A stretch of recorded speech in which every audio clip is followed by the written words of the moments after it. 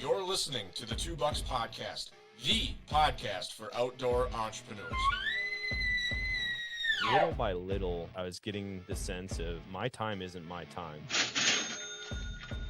Just kept feeling this pull to the outdoors and wanting to do something in the outdoor space.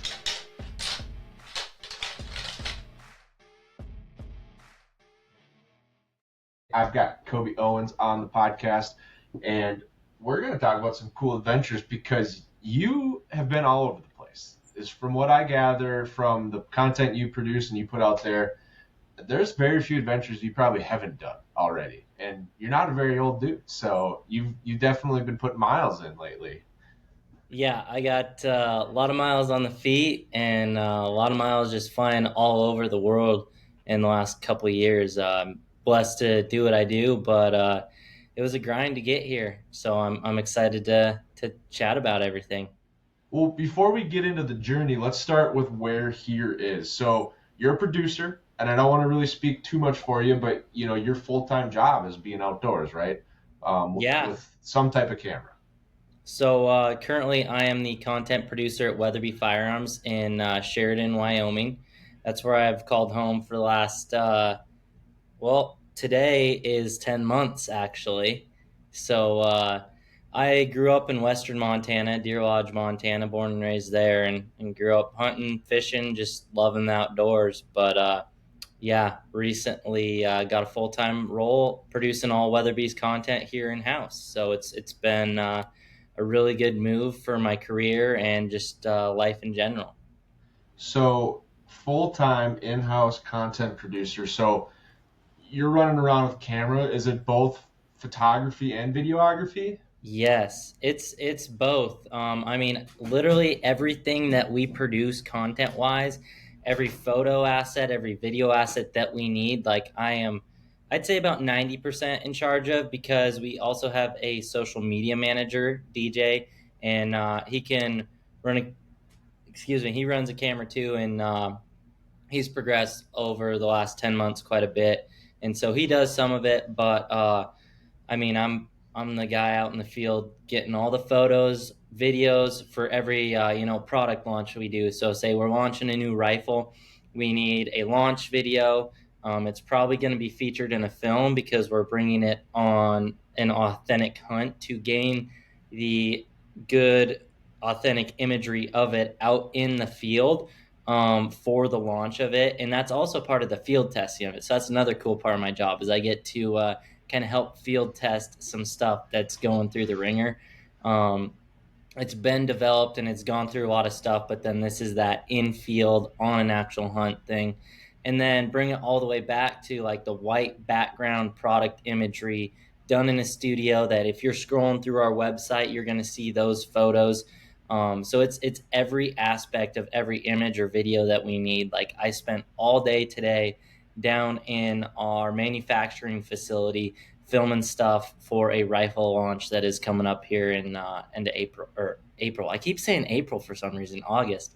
I never know what day of the week or month it is since I'm on the go so much, I feel like. That's wild. So how did you get into just not photography, but just producing content? Is it something that you were, like graduate high school, I know what I'm going to do, I bought a camera and I'm going to school to be a producer? Did you just have a passion for it and you found yourself here? Because I'm guessing there's not a lot of jobs like yours out there in the outdoor industry. There's a lot of photographers and videographers, but not, I feel like, a lot of like a salaried in-house position. I feel like that's rare to find. Yeah, there's not a whole lot of companies that do it this way. I mean, like Stone Glacier's another company that comes to mind who's done it this way. Sitka has an in-house video guy, but they use a lot of freelancers. But no, I didn't. I had no idea what I was trying to do when I graduated high school. Like I said, I'm 25. Graduated high school in 2017, and growing up, I was hunting, fishing, and just loved outdoors. And all I knew is that when I wanted to do in life is work outdoors in some capacity. So when I graduated high school, I decided to go to Montana Western in Dillon, Montana, and I was going to play football and study environmental science and geology. And I had picked up a camera in 2015, spring of 2015, and so it's at going on 9 years now, I guess. Yeah. And I accidentally, I was trying to take photos of the northern, or not the northern lights, of the Milky Way, just night sky with my mom's camera, and I accidentally took a great photo of the northern lights. I looked to north, I'm like, oh, it's the northern lights, and took this sweet photo, and I just was hooked from that moment. And so I got my own camera, and then went to college and was playing football, met some good buddies, and then after a year I was like, you know what, I'm missing out on a lot of the outdoor stuff, so I'm not going to continue football, and we're just gonna start taking this camera on adventures. And I switched my major to business, was still doing geology, was just like, I don't know what I'm doing with life. And I went to school for 3 years and then left during COVID. Went back to Deer Lodge, and I grew up building houses with my dad, so went back to doing that and started my freelancing business, because I had been, over the last couple of years, in that part of my life, I'd been working on my photography skills. And so just kind of kept evolving, started that freelancing business in 2021. And then, let's see, it took till the next year, I think, is when I did go full-time freelance. I still did concrete on the side to make a living, but I was, for the most part, just devoting everything I had. And that's one thing that I noticed is once I went all in and fully committed to it, my skill set, my connections, and all that just exploded and went exponential. So, if you're hesitating on going all in, it might be a hunt out west, and you're like, oh, maybe this or that, him and Hall, if you go all in and give it your best, odds are it's going to turn out better than you could have imagined. Yeah, I need to get you on our other podcast. We have an outdoor entrepreneurship podcast that I produce as well called the TWOBUCKS podcast. Because I named it that way because it was about the two bucks I care about most, the kind that grow antlers and the kind that pay for them. Yeah, that's awesome. And so, that'd be a great story to share on that podcast as well. But so all of that, I think is very common in a lot of people's story. Like, man, I don't know what I want to do. I tried this, I tried that. I accidentally stumbled across this thing and I really love it. And that brought you to Weatherby. How did you make that initial connection? I'm sure it wasn't just going to some job fair in Deer Lodge and a Weatherby booth. No. It's all about building those relationships. And I've talked about it before, where you want to build the relationship before asking for the transaction necessarily. One of the earliest relationships I have was with FHF gear. And I just connected with Rick over there, Rick doesn't work there anymore. He's since moved on, but I connected with him on Instagram and just saw he was kind of doing their photography and this and that. And so I started just kind of commenting on his photos on Instagram, and we chat every once in a while. And the first Western Hunt Expo I went to, we'll talk about that in a second, but I went over to their booth. He's like, hey, Koby, how's it going? One of the first things he said is, he's like, dude, we're getting so busy. We need someone to do photography for us. Is that something you can do? I know you're a great photographer. And so because I was built this relationship with someone within a brand and was just, created that relationship, then when he saw me and he knew my work, it triggered oh, Koby can do this for me. He seems like a great guy, right? So if you build that relationship before asking maybe for a transaction or pitching a project or this or that, there's just a more authentic transition that can happen in my mind to being able to do that. So over time, I was just building a lot of those types of relationships with MKC, with Onyx, just companies like that, and trying to get them to sponsor films and or photo projects and stuff. And I'll say another thing is, I've actually only been doing video for just over 2 years. I am a photographer at heart. my eye is my biggest asset. I do have a very good eye for seeing things. Like I see life in photographs and stuff. So capturing video wasn't hard in the sense of capturing the shot, but the technical side and all that jargon and learning all that was a big barrier to entry. I didn't even know how to switch my camera to video mode. And then once I did, it was just learning by failing. I failed so much. The first 2 films I did, I actually turned down a job with Remy Warren. Like they reached out and seen if I wanted a job, and I told them, no, I'm not your guy. I don't even know how to do video. And then full circle, 2 years later here, I just went on a hunt in Arizona with him and his camera guy, Chris Ock, who was the one who reached out, and Adam Weatherby. So it's wild. That kind of triggered me to be like, okay, I got to figure this video thing out. Yeah. But back to Western Hunt Expo, I think that in-person interactions are one of the most important and biggest things. That FaceTime with people and actually showing someone who you are, rather than just a 2-way conversation on DMs on Instagram or email or whatever it is. Getting in front of people and also being able to present yourself and your work in a unique way. You know how many marketing directors are going to get a business card and just think about it? I got something right here.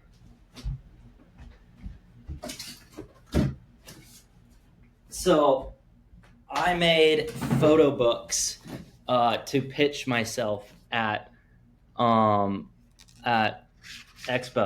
I went in, and this was my 2022 year in review. It wasn't even some non-hunting stuff. And there's backpacking, and then there's projects with buddies. There's paid client projects in it. So you come into a brand and you're able to physically show them this and not leave them with a business card and show them a couple photos on their phone that they might lose interest in very quickly. It doesn't necessarily have to be a book. Another year, we did a brochure for a specific project, a pitch deck that we actually printed out and could, if a brand was really interested, leave them. So it's coming up with unique ideas to stand out and show your talents and market yourself in a unique way. That's huge. I can't express that enough. Yeah, that's awesome. So when you got in the door, so you started making the network, which we're big proponents of on the TWOBUCKS podcast, building your network. We like to say, we stole this from Eric Clark, but we like to say there's an infinite return on a relationship. Everyone talks about your ROI on an investment, but on a relationship, it's infinite. I mean, you just keep building relationships, keep meeting people. So you got the foot in the door, you got to Weatherby, and so now, what's it like, being that in-house content producer? I would imagine it's chaotic. You're going from working behind a desk with 4 monitors one day to the next day you're on a flight to some remote destination. Yeah, that is pretty wild because I'm still making the adjustment, because the last year of freelancing, I was kind of I have a topper on my truck. I built a drawer system. I was kind of living out of that. I was kind of living at my family cabin, crashing my parents here and there. So I had the ultimate freedom. I wasn't making a lot of money. I was fine with it. I was happy in life, and that's what I had chose, but I had the ultimate freedom. So now I still get to go to epic places and do epic things, but I have that 8 to 5 job at desk job every day when I'm not out and about doing that. So it's been an interesting transition, but it's also for the best. I could not imagine a better spot to be in life right now. Weatherby as a company is truly an amazing culture that they have going on here. It's just over 140 employees, and it's a very tight-knit group. And, just seeing today, when I was down there, everyone giving each other a hard time and helping each other out along the way and assembling rifles and seeing all the little things and how much pride goes into assembling the safety and painting that little red dot there, or sponge painting the stock and then passing it on to the next person to put their touch on it. The touch points that go into making these rifles is truly incredible. So you see that side of it. And then on the other side is I get to go with Adam and Brenda Weatherby, or my boss Tyler and Luke, to these epic places to get that rifle out and get the content on it. Just a couple I've done in the last couple months was we just did Arizona elk in the middle of July, and then I did Alaska bear hunt with the Hush crew, and then my bosses Tyler and Luke, and that was on a boat, and you're fishing for halibut and rockfish and stuff, and then you're going on to beaches to chase bears. And that's actually going to be a film in our Weatherby Film Festival coming up here next Wednesday, July 31st. And then before that, we did New Zealand. And that was a dream of mine to go to New Zealand for specifically fishing brown trout, which I wasn't able to do this trip, but just to go there in general. So, I've been to Alaska twice since I started, and just got to truly continue exploring the world how I love. And then I've always said, like, yeah, I do hunting specific content right now, but I just enjoy documenting people doing what they love in the outdoors. So it's at the heart of my work. That's what it is. And so I've got to continue doing that, and meeting amazing people on the way. Like, I just, the Hush guys and Remy Warren they are who they portray themselves to be. They're salt of the earth people who are just genuine, and they give back, and they're enjoyable to be in the field with. So being able to come in as someone who watched them for a number of years and kind of grew up with that, and then being able to get out with them in that aspect, and be like, yeah, being able to tell people that they are who they say they are, that's been pretty cool as well. Oh, I completely agree. I mean, I've got this last year, we went to the BHA National Convention because it was here in Minnesota. And so I'm meeting a lot of people that I've either seen on TV or been hearing on podcasts for years. And it's kind of surreal, even though you only get maybe a beer or two to talk to this person, or, in between seminars, you get 15 minutes. I can't imagine what it's like to go on like a 5-day hunt with some of these people. Because I feel like when you travel with somebody specifically, you connect on a much deeper level. Like, there's no one else to talk to, yes. Right? You're on a road trip. But then when you go on a hunt with somebody, I mean, you're like tied to the hip with this person. Like, your success is their success. Your failures are their failures. Like, your team, even if you're the camera guy, if you can't keep up, like, now everyone has to slow down for you, or same vice versa. And I feel like that's where you really, like, you're going to find out the true nature of a person on a New Zealand hunt, or an Alaska trip where it's raining and you're wet, and everyone, I mean, we've all been on these hunts. Everyone knows, like, the hunt isn't the type A, experience, type 1 fun the whole time. Usually it seems like there's a lot of type 2 fun going on, where it's an amazing experience when you look back on it, but in the moment there's a lot of suck that goes on. And so I'm sure when you're with these people, you get to really get to know them well and connect on a completely different level that you're not going to get, in the office at the water cooler.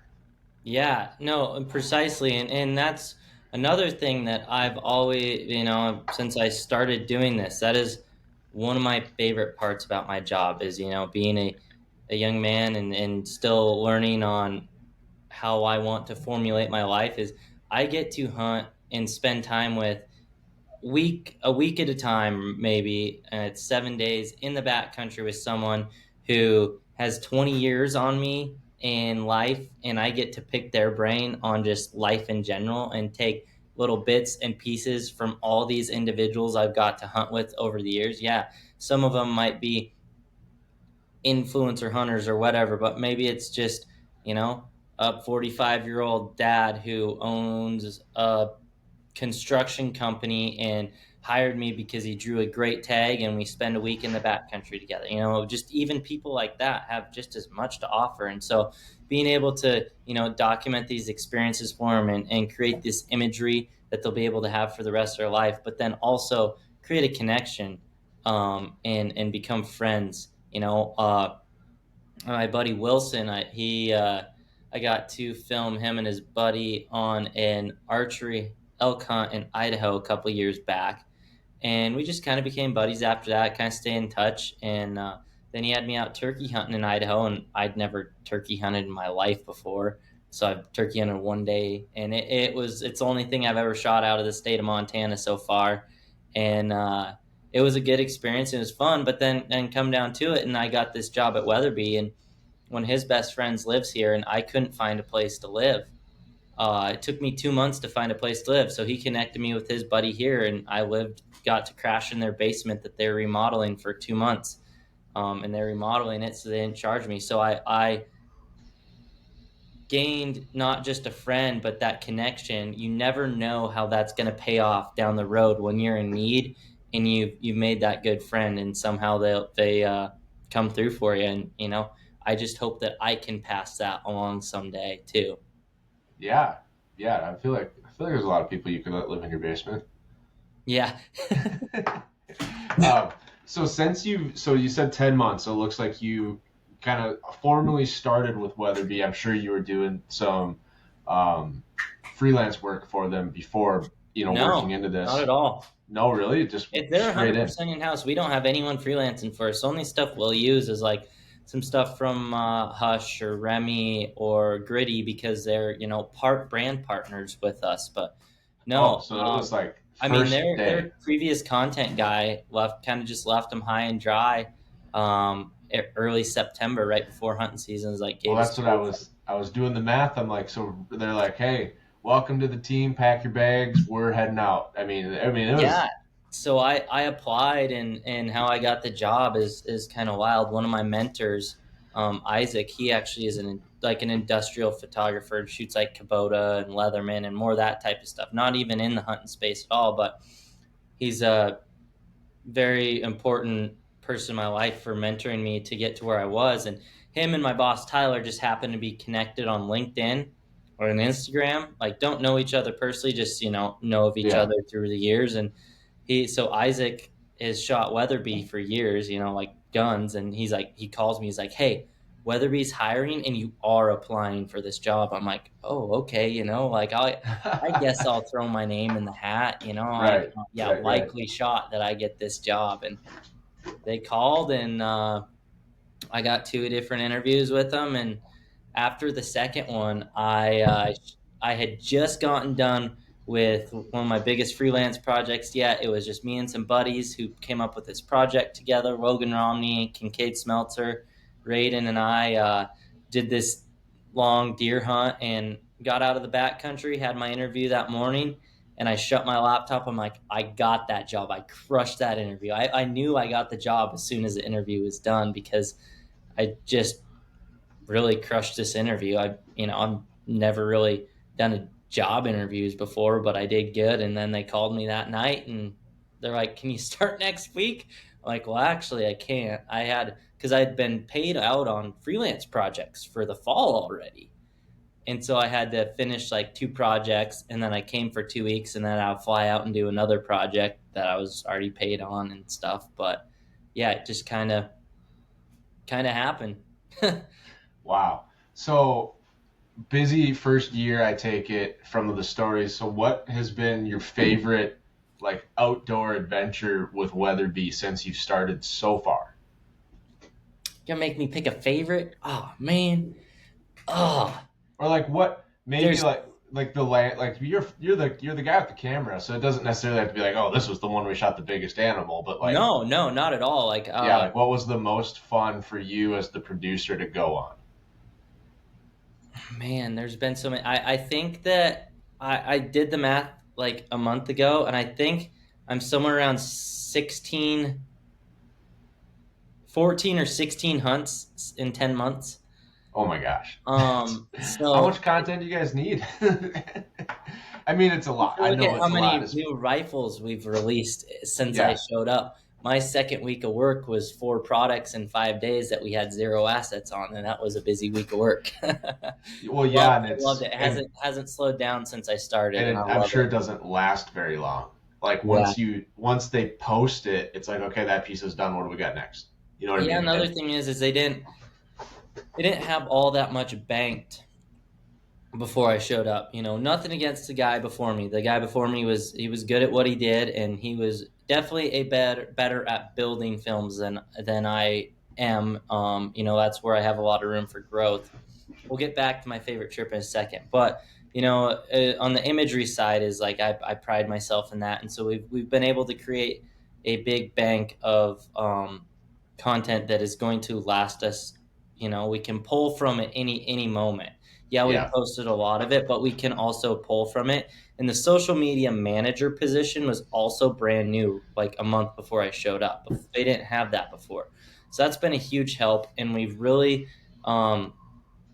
hit in stride together and taken our content to another level. You know, that's what we're working Yeah. on. But you know, favorite trip, you know, I think everyone would expect me to say New Zealand, and it's hard not to.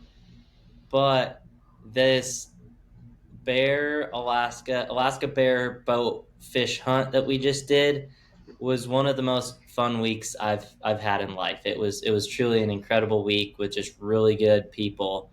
You know, I'm very fortunate that my direct boss Tyler and then the COO Luke, his direct boss, are just the best people to work for, but also to be out in the field with. And then, like I said, the Hush guys are the real deal. We were with Casey and Brian, and then Logan and Matt, and it was just truly an incredible week and an unreal landscape. So I think I'll probably have to pick that one. But the other answer I have is the next one. The next one is always my favorite. So Yeah, I mean that's cool too.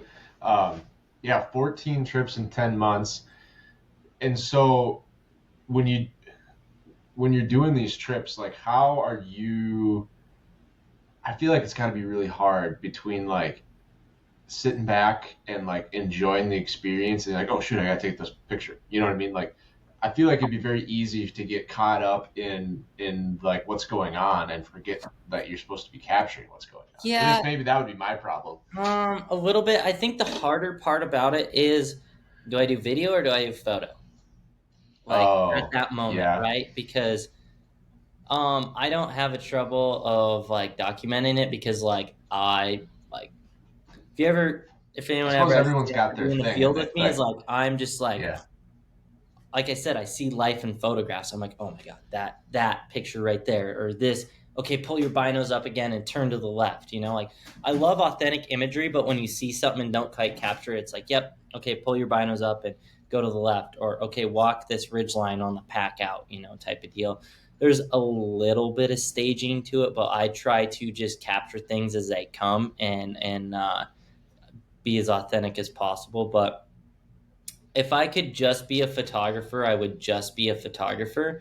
And so that's one of the hard things is like, it is probably a 60 to 65 video heavy job over photo. Yeah, we need the photos, but like video for release videos for films is just like, it just seems to have a, not a priority, but a more of a like, takes more to make that than you know the couple images I really need to get. But yeah, going into these shoots, it's like, all right, we need this rifle. We'll do like a content brief from the website guy, the graphic designer, and the social media guy, and they'll list out what they need. They might throw some picture examples in on like, I like this angle of rifles a lot. Oh, we need some stuff of our Peak 44 tripod. We need to shoot some reels on this. So it's building that out before you ever get out in the field. So you're able to capture it more easily. Oh yeah, that makes sense. I mean, the little bit of stuff that I've done for the podcast and stuff and different like mini projects, if you will. Like I don't get hired by anyone to do products. I'm learning more and more with the camera all the time, especially for some of the sponsors. I just kind of throw in some like help, like, hey, if you need something, like I'm not your plan A ever. Like you want a better plan A than me, but if you need like something, the one thing I do is have a lot of time.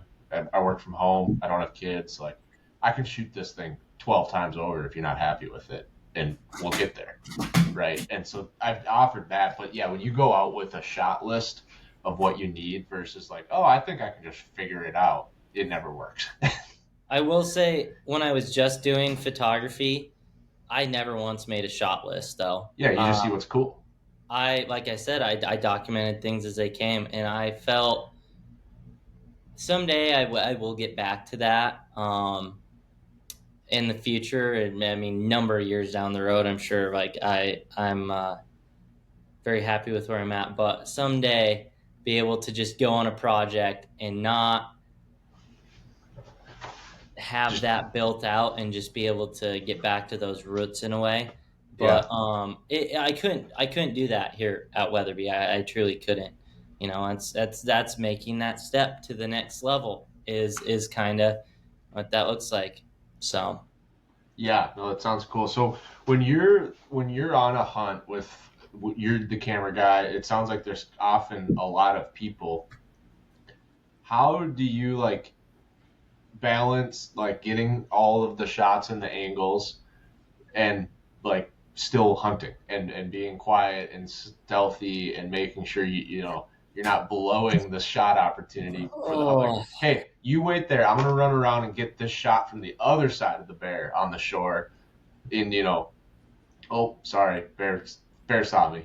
Right? You know, like those types of things. You gotta kind of. I feel like that puts the camera guy in a hard spot because it's always the camera guy's fault when it doesn't work, right? You have, I mean, you truly have the hardest job of anyone out there, because I carry a 9-pound Swaro spotter to film kill shots through that I attach my camera to.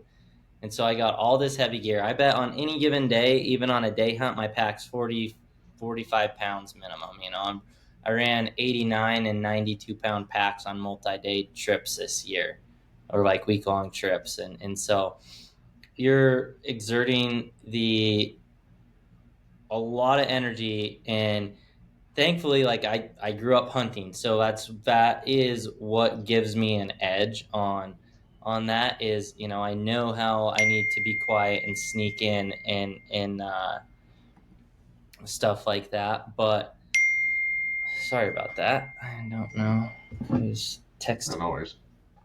But it's tough to try and capture that in a unique angle, or, you know, like you say, run over here, get this angle, run over here, get that angle. You kind of have to pick your battles on when to do that, right? Is how I look at it. There's certain times that are better to do that. You know, when you're hiking in on golden hour, that's the time to do it and to get those epic shots. If you're moving in on something, you probably just grab more of a generic shot and just try and capture it as good as possible.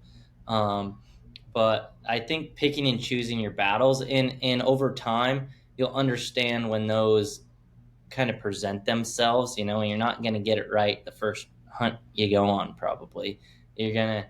That was another big thing, is when I first started videoing, is I was videoing and I was giving it, the company just wanted that raw video to build the film out of. I never got to build the film.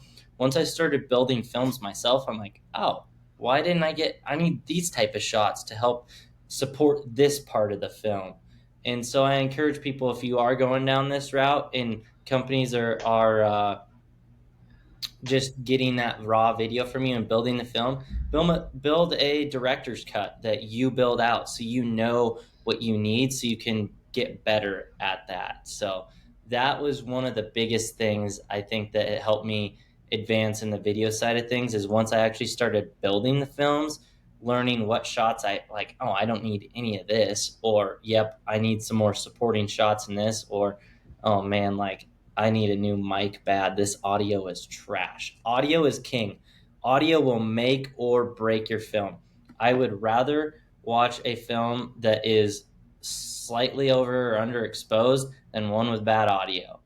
Bad audio, yeah. I will just check out. And it's still something I struggle with at times.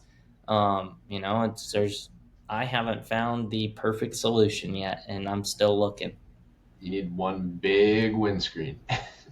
That's the problem. Like I've dabbled, and it's always windy in the West. Like it's never not windy.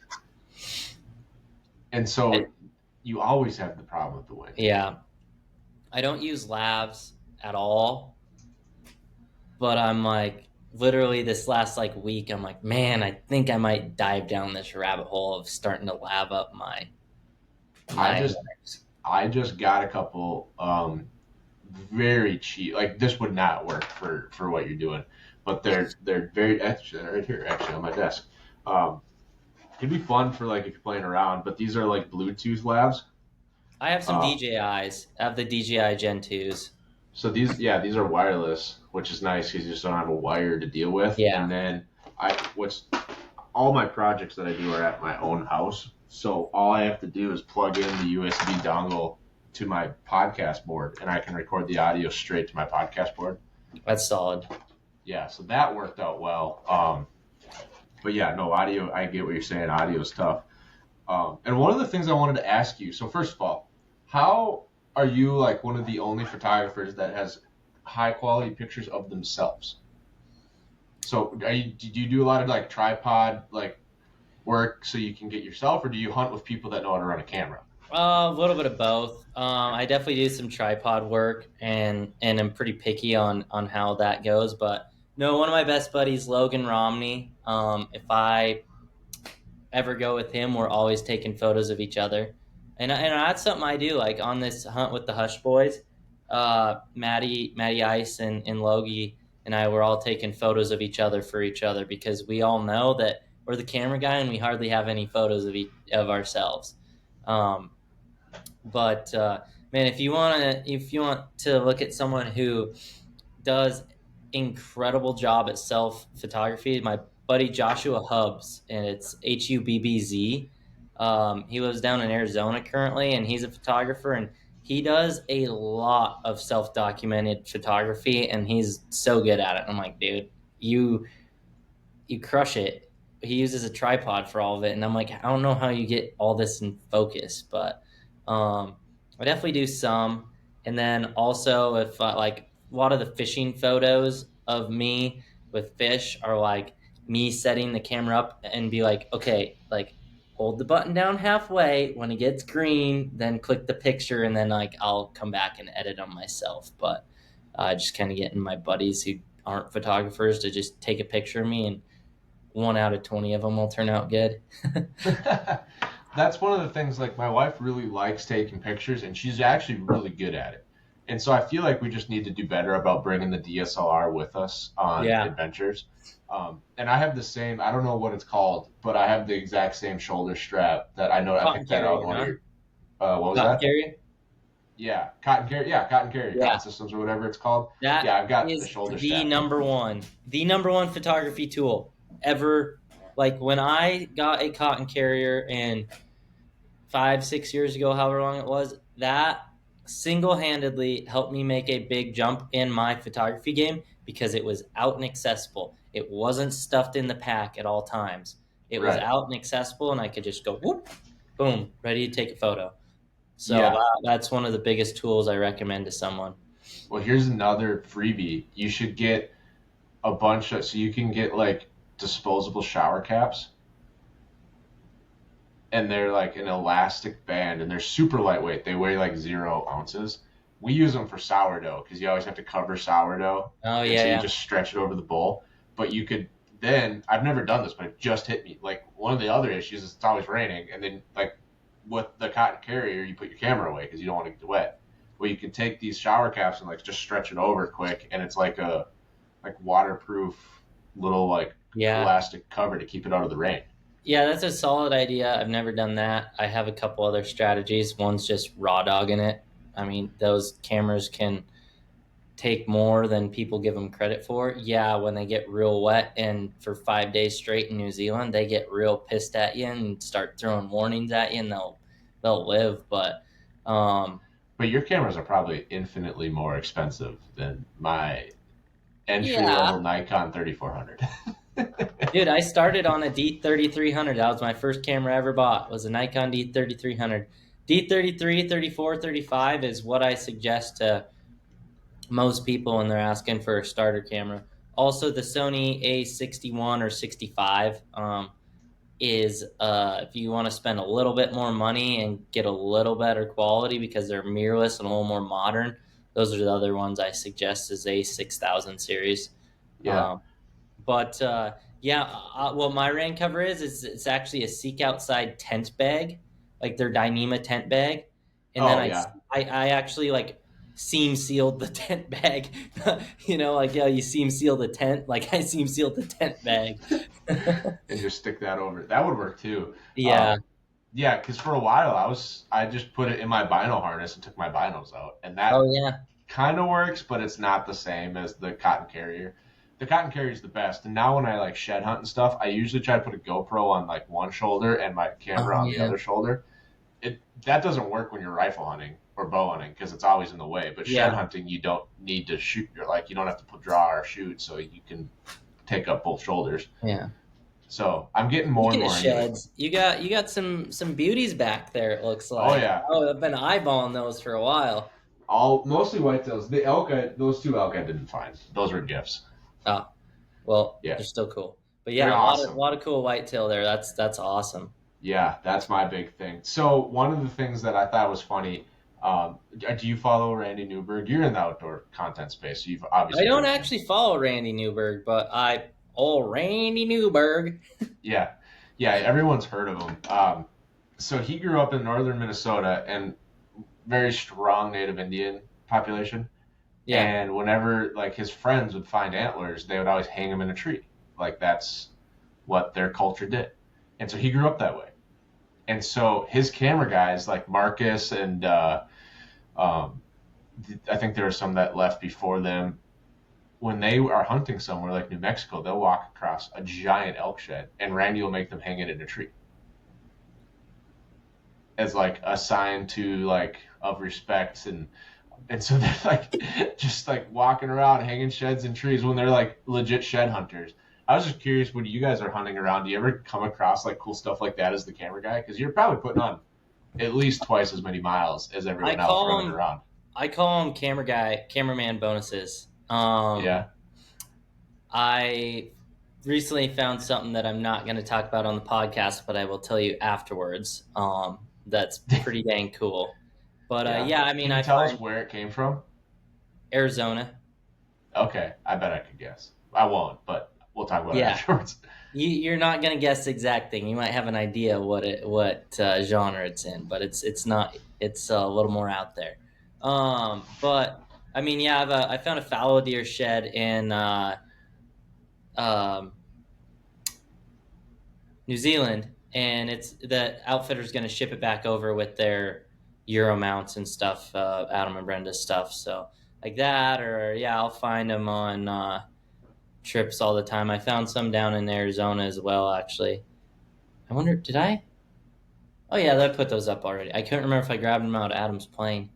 But yeah, I find sheds all the time. I have a pretty good eye for that. I'm a geologist at heart. Like I love rocks, so like I'm always picking. My house is filled with rocks. There's rocks everywhere in my house, so I'm always scoping out cool stuff. Do you follow like comedy at all? Do you know who Cam Patterson is? Pardon, but I like rocks. Yeah, you have no idea how many people sent me that reel when it happened. I'm like, yep. And then he pulls one out of his pocket, like it's awesome. That is cool. So since you're a geologist, what would be like the ultimate find on one of your adventures? Like you taking a knee, you got this great shot, you look down, like you completely forget about the camera because you found whatever this is. Oh man, that's a good one. I guess it just depends on the area you're in diverse geology, but for me it's always Indian artifacts. Okay. Like I grew up looking for those with my grandmother as a little kid, and she had a big influence on my love for the outdoors. I spent a lot of time exploring the outdoors with her on her four-wheeler and hiking around growing up, and she taught me how to look for native Indian artifacts, and is what we call them, and so arrowheads, knives, all that jazz. So I mean, I have a deep love for looking for that stuff, but I mean, nothing particular other than that. It's like just cool rocks in the area. Like something will stick out, and I like looking at how the landscape was formed. Is it glaciated? Is this batholith that used to be a magma chamber type of stuff? Like I like looking at that landscape and seeing how did this come to be and what rock types are in the area and stuff. And so I just like I'm always nerding out about that, and so much so that like my buddies in college are like, you get 2 rock facts a day. That's it, unless we want to know something. So That's funny. Do you ever find like I know there's obviously valuable rocks and gemstones and all kinds of things. Do you ever find something you're like, oh, this is actually like this is $100 stone that I just found? No, I don't really get into it like that. I get into them because like you would never sell I it. just think it's like, cool. This is super sweet. Yeah, like I mean, like I have a bunch of petrified wood up here. I have petrified seaweed. I have coral that I found like just embedded in rocks, and just cool stuff like that. That's like, oh yeah, this was on the intercontinental ocean this many years ago, or oh, this rock is glaciated. It came out of the Bull Lake glacial period 16,000 years ago, type of stuff. Like it's random stuff like that. It's more for me in that I try to take a rock from every hunt I go on, so it's like more for me and kind of sentimental rather than like, yeah, I'm gonna sell this rock later on. I'm collecting these rocks to put on my shelf. So it's funny because my brother's like not quite the same as you, but kind of the same. So he's an environmental engineer, but he took a lot of geology classes. Yeah. And so now he also tries to grab a rock from every trip, but he's grabbing like stones, like bigger for his. They have like this flower rock garden at home. Yeah. It's all rocks that he's grabbed, but sometimes they're like 15 pounds. And he'll be like, oh, I really want this rock. And so there he is carrying this rock the last mile to the 4-wheeler. Oh, I've done that. Yeah. I got a couple out on my front porch that are big ones. And yeah, he wants to find an arrowhead in the worst way. And there's just not a lot where we are because we have so much vegetation that they're not laying out. They're never laying out. And so one year, he's like the same with arrowheads that you are with like geology facts with your buddies. Like we all know that Dean would faint if he found an arrowhead. And so one year, me and my buddy ordered like 50 of them from Amazon in a bag. No, you didn't. Yeah. And so we had this planned out. We knew we were going back to the same unit. And this unit has like this perfect meadow with a stream, with a game trail that's probably like 500 years old. Like this game trail has been going across this stream forever. And every time we stop, he's looking in the stream, he's looking down the game trail, he's looking at the bank of the creek. Like he's like, there's arrowheads here. Like this is where they would have been. And so we were going to be like, oh, this is going to be perfect. Like every time we travel, we're just going to throw one on the ground behind them and just wait. Or like, as the week escalates, we're going to like make sure he finds more and more and more. So he's like, oh my gosh, like this is crazy. I found like 7 arrows. He's never found one. And he goes across the West all the time. Like they do all of their family summer vacations in the West. He goes out West hunting every year. Like he's been out there 50 times and he's never found one. And so like this one trip, all of a sudden he found like 12 arrowheads. And then we're going to have it.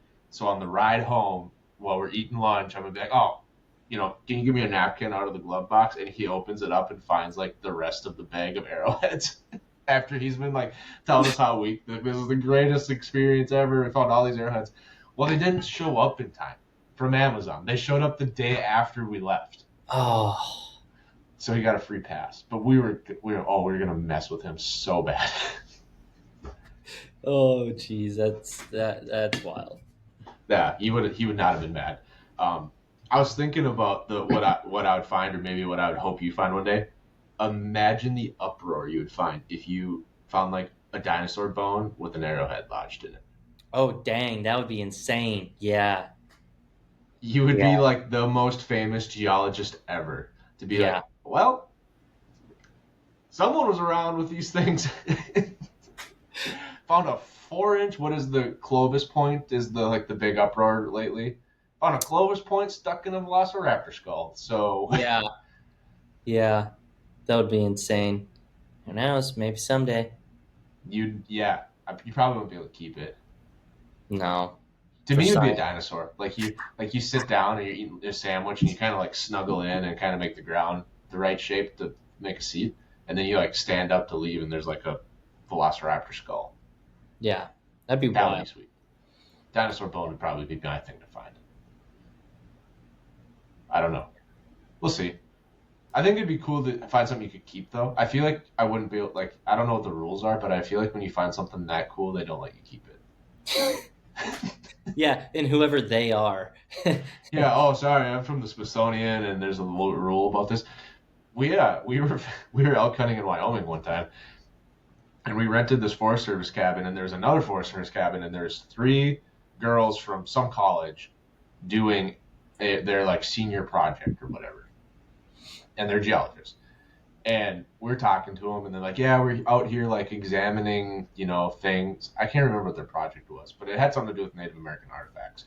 And so the dean like perks up right away. He's like, "Oh, I really want to find one. I've been looking my whole life." And they're like, "Well, if you find one, you have to leave it there." And Yeah. he's like, "Okay, yeah, I'm sure gonna leave it there. All right, don't worry, I'll tell you where it is." And so they were like really adamant that like you cannot pick it up. You have to leave it there. And I don't think very many people follow that rule. No, I don't think so either. Yeah, technically it's like if you find it on public ground, you need to leave it. Like if it's on private ground, like yeah, you can take it, but it's an interesting rule. Like I get it if it's like sheds in Yellowstone Park, like you can't pick those up, you leave them for future people to see, like okay, yeah.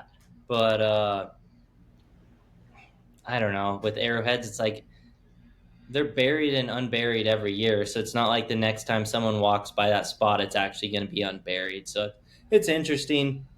I don't get that one. I don't think many people follow it, but oh well. I wouldn't. I don't know who's out there prosecuting arrowhead stealers, but I'm picking them up. Yeah, I mean there is a big deal of like in the Southwest. We were actually talking about this on that Arizona hunt. Our guide's buddy will like rappel into those like cliff dwelling homes, Yeah. and like log the pottery and the arrowheads and all this and that. They have a log on it, so like if it ever comes up for sale and they see it, like they know where it was taken from.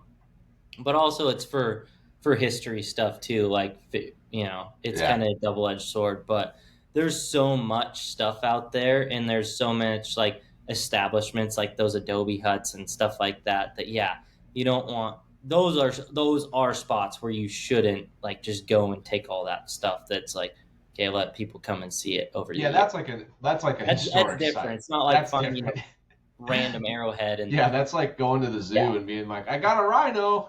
It's like, well, that was yeah, so there Or are if you're right. some cases, and it's one of those things, I guess, where it's like a blanket statement, right? It's like, okay. Yeah. I wouldn't sell it either. I'd just keep it. I'd probably taunt my brother with it and be like, I'd put it on a necklace and wear it all the time that I found one he didn't. Rub it in. Yeah. Yeah, he's rubbed a lot of stuff in. He'll be like, "Well, I've shot 5 bulls with my bow and you haven't." And I'll be like, "Yeah, that's true." I'll trade. Yeah. I'll trade you the arrowhead for the next elk shot. So, man, Koby, just like that, it's starting to wind up on an hour already. And before we leave, I did want to get into a topic with you. So, obviously, it's your day job. You live it. You're really good at it. Like, I mean, I'm telling you, folks, Koby's pretty darn good with a camera. If someone wanted to just like go out and take more pictures of their own adventures, and not like they're not pursuing it as a career, they're just like, I want to have better photos. Like we all kind of wish we had better photos of our memories. Do you have any like quick tips on just like how to get a little better on that? Obviously, bringing the camera step number one, but past that, like what are some of the common mistakes you think that people there's a couple avoid? things that come to mind right off the bat. One I would say is like look for unique perspective, like get close to the ground and shoot up at your subject, or use a low ground shot to create an interesting foreground to bring your eye to the subject better. Use leading lines. It might be a fence or something.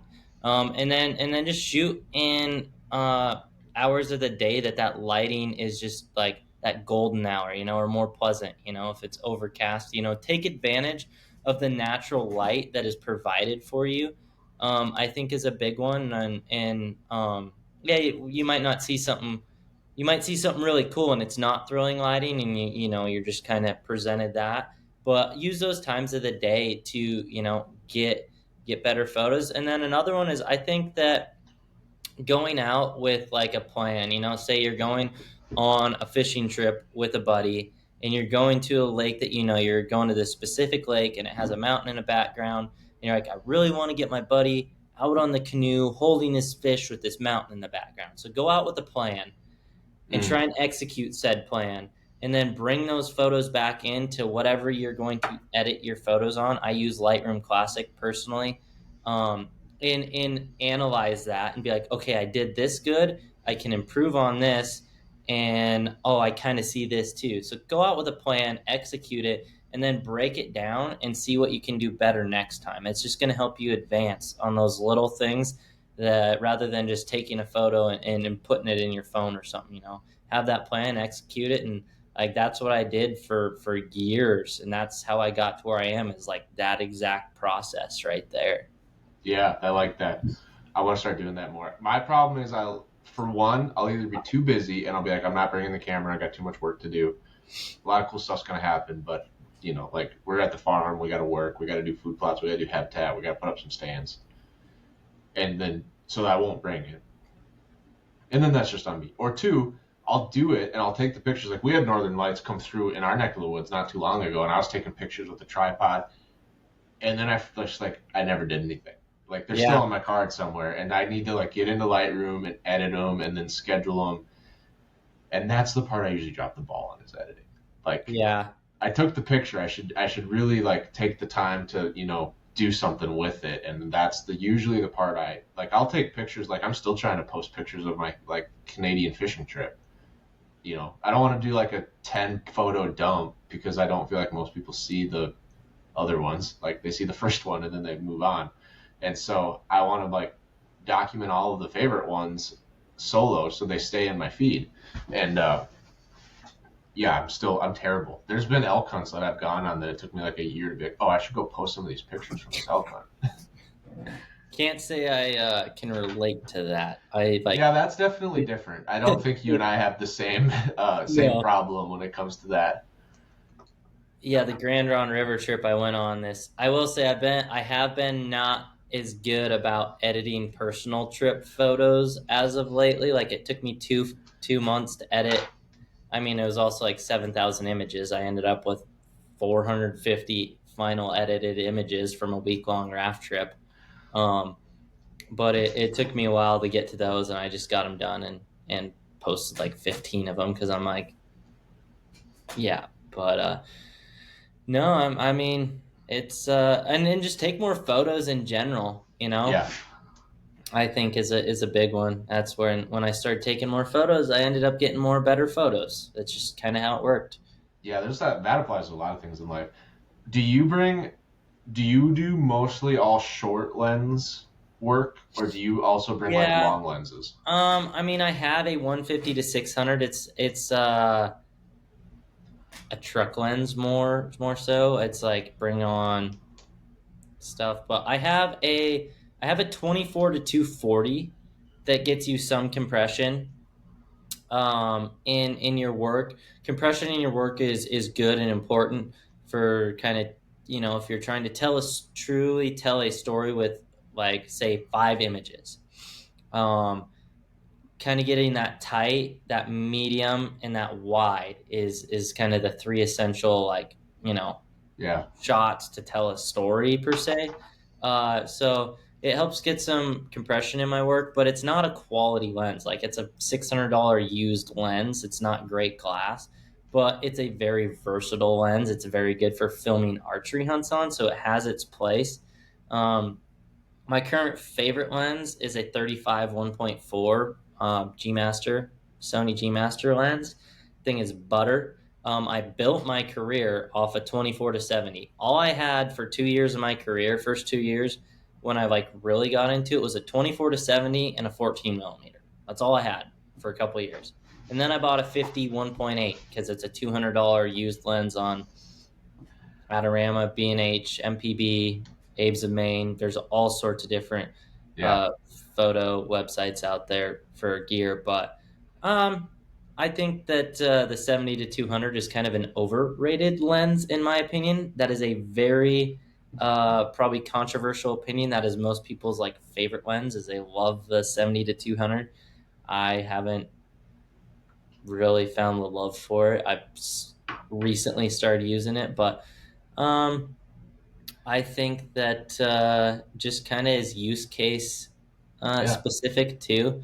Like filming a rifle hunt, yeah, you gotta have something. But I use, like I said, this. I pack around this monstrosity and this massive swirl, and then this. I have this adapter. My camera actually attaches to this directly and sticks on here, so So you're always can perfectly shoot aligned.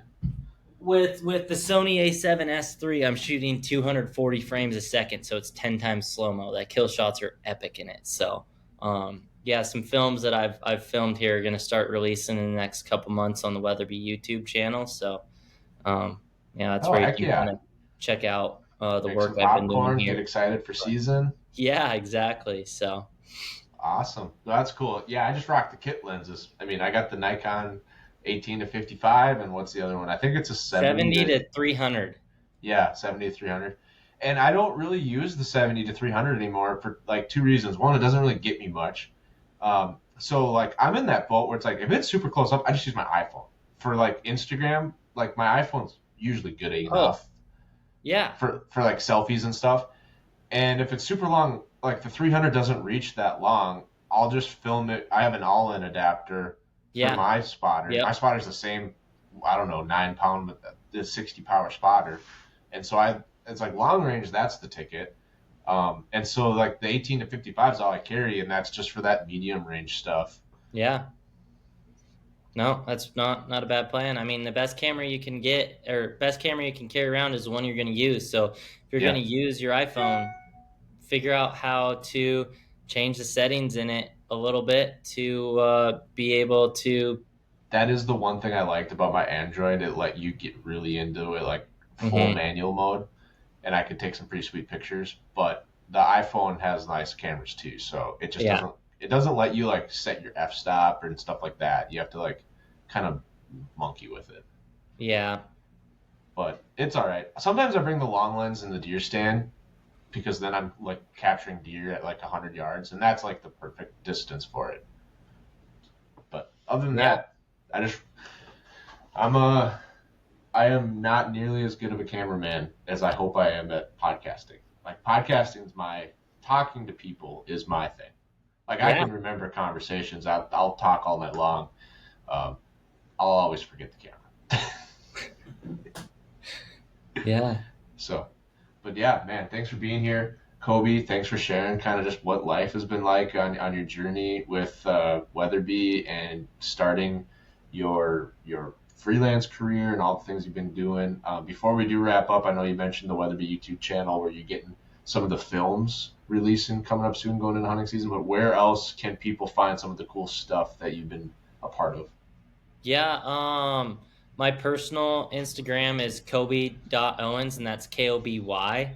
So you can hop over there, and then I mean, in my feed, there's a number of other podcasts I've done specifically on like photo stuff, maybe on just hunts. I have a link tree in my bio that I think I have a couple films linked in there, maybe not. I don't really have anything on my. I have one film on my personal YouTube, but I don't.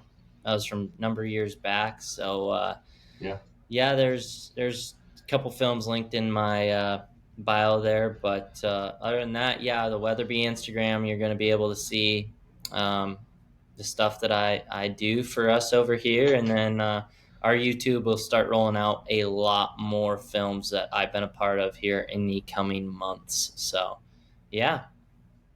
Awesome. Appreciate you having me. It was a great convo, and glad we made her work. Yeah.